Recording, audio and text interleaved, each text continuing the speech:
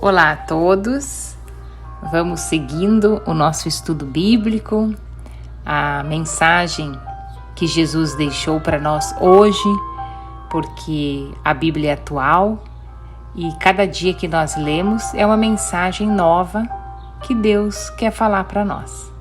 Então por isso a gente deve ler todo dia um pedacinho para escutar o que Deus quer de mim hoje. Cada dia Ele vai pedindo alguma coisa diferente. Então vamos continuar, nós estamos no Evangelho de Mateus, capítulo 16. Hoje nós vamos para o versículo de 21 a 28. Diz assim: Jesus fala da sua morte e da sua ressurreição.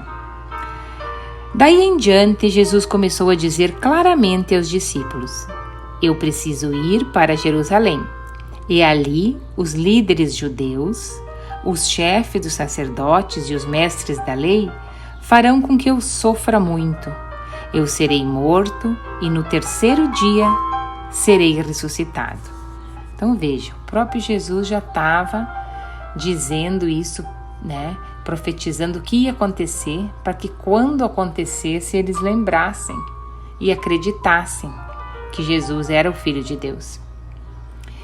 Continuando, então Pedro o levou para o lado e começou a repreendê-lo dizendo: que Deus não permita, isso nunca vai acontecer com o Senhor. Jesus virou-se e disse a Pedro: Sai de minha frente, Satanás, você é como uma pedra no meu caminho, para fazer com que eu tropece, pois está pensando como um ser humano pensa, e não como pensa Deus. Então, para Pedro, aquela situação de Jesus ser crucificado, padecer, sofrer, era uma coisa que Deus não poderia permitir, porque ele era o Filho de Deus. Mas daí Jesus falou: se afaste de mim, isso é um pensamento de homem, um pensamento de Satanás. Deus pensa diferente, E nós, hoje em dia, também às vezes pensamos: mas por que isso aconteceu? Por que Deus permitiu? Aquela pessoa era tão boa, não devia ter acontecido.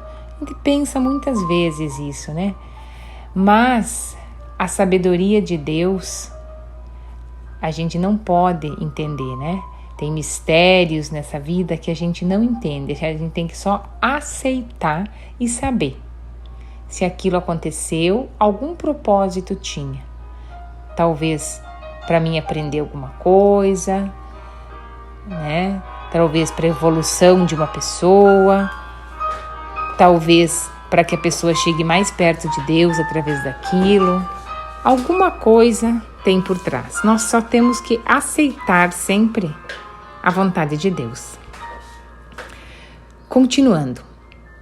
Jesus disse aos seus discípulos: se alguém quer ser meu seguidor, esqueça os seus próprios interesses. Esteja pronto para morrer como eu vou morrer e me acompanhe. Pois quem põe os seus interesses em primeiro lugar nunca terá a vida verdadeira. Mas quem esquece a si mesmo por minha causa terá a vida verdadeira.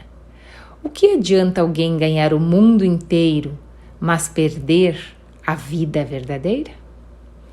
Verdade, Às vezes a pessoa quer ter tudo, Tem terras, tem carros, tem propriedades, mas não é feliz. Ou, para que isso, Então quer dizer que as coisas do mundo não vão te saciar. Por mais que tu tenha, você vai ter aquele buraco dentro de ti se você não procurar alguma coisa do alto, alguma coisa transcendental, porque você vem de Deus.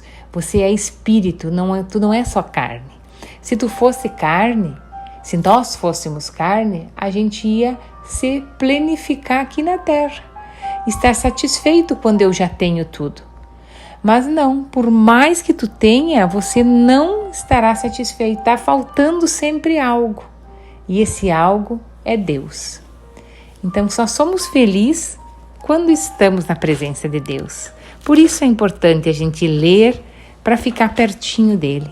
A sua palavra é o próprio Deus que fala com nós. Continuando. Pois não há nada que poderá pagar para ter de volta a sua vida. Então, a gente não tem como ter de volta, né? Uma vez perdida a nossa vida. Versículo 27. Pois o Filho do Homem virá na glória do seu Pai com os seus anjos e então recompensará cada um de acordo com o que fez. Veja, de acordo com o que fez, não com o que tinha. Não vamos ser julgados pelo que nós juntamos, mas pelo que nós fizemos. Eu afirmo a vocês que isso é verdade. Então, estão aqui algumas pessoas que não morrerão antes de verem o Filho do Homem vir como rei. Então, Jesus estava ali falando para os seus discípulos e mais alguns, né? E ali ele afirmou novamente que alguns deles não iriam morrer sem ver o próprio Jesus voltando como rei, né? Depois da morte e ressurreição, ele foi ao céu, ele subiu como rei, né? Então, tudo isso depois, quando aconteceu na realidade, eles lembraram por ação do Espírito Santo e acreditaram e foram passando de geração em geração esse ensinamento, até que foi escrito por discípulos dos apóstolos e até hoje chega a nós, essa santa e abençoada palavra que nos ilumina cada dia.